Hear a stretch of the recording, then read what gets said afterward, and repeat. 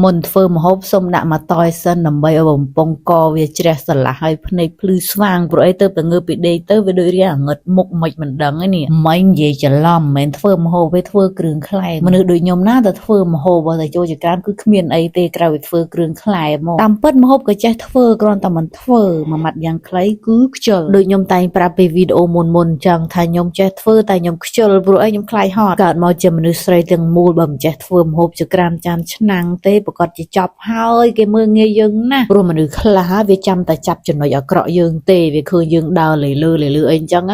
គឺវាថាយើងនឹងអត់ចេះស្អីអញ្ចឹងក្នុងនាមយើងជាមនុស្សស្រីទោះបីជាយើងខ្ជិលធ្វើម្ហូបប៉ុណ្ណាក៏ដោយគឺយើងត្រូវតែចេះធ្វើយើងគ្រាន់តែចេះទៅមិនមែនចាំបាច់តែចេះហើយយកមកធ្វើរាល់ថ្ងៃទេទុកធ្វើថ្ងៃណាដែលយើងត្រូវធ្វើក្រែងលោថ្ងៃណាមួយមានអាយ៉ាខ្វក់ខ្វាក់ណាវានិយាយថាយើងអត់ចេះធ្វើ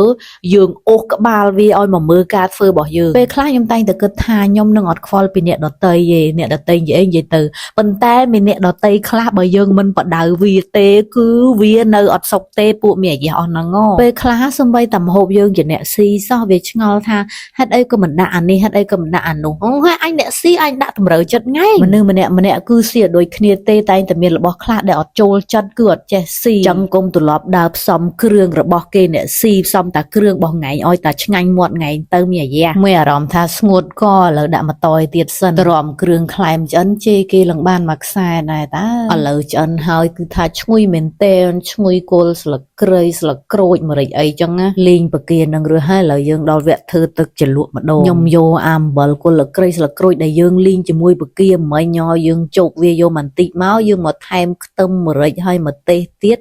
បុកដើម្បីធ្វើទឹកជ្រលក់បុកវាម៉ត់ហើយយើងដាក់ប៊ីចេងស្ករតាមរសជាតិដែលយើងត្រូវការហើយចំបាច់ក្រូចឆ្មាទៅរួចជាការស្រេចម្នាក់ឯងព្រមជាមួយនឹងប្រគាកន្លះគីឡូរួមទាំង collagen ពណ៌ខ្មៅទៀតនិយាយពីថាជាតិសាហាវនិយាយទៅជីវិតខ្ញុំឲ្យតែបានផឹកហើយនឹងស៊ីឆ្អែតគឺក្តីសុខឯងខ្ញុំអត់ចាំបាច់ទៅខ្វល់ចង់ដឹងរឿងអ្នកណាទេណាតែអ្នកណានឹងវាចង់ដឹងរឿងខ្ញុំអញ្ចឹងបានខ្ញុំចេះតែទ្រាំបានចេះតែចង់ជេរតែចេះដឹងរឿងខ្ញុំជេរអីខ្ញុំមិនមែនជាមនុស្សប្រភេទដែលឲ្យមីណាមកជន់ក្បាលបានតាមចិត្តទេគ្រាន់ប្រាប់ជិលនិយាយទៀតណាចុះប៉ុណ្្នឹងហើយព្រោះនិយាយទៅមានតែជេរគេដដែលខ្លះអត់មានអ្នកមើលបាយ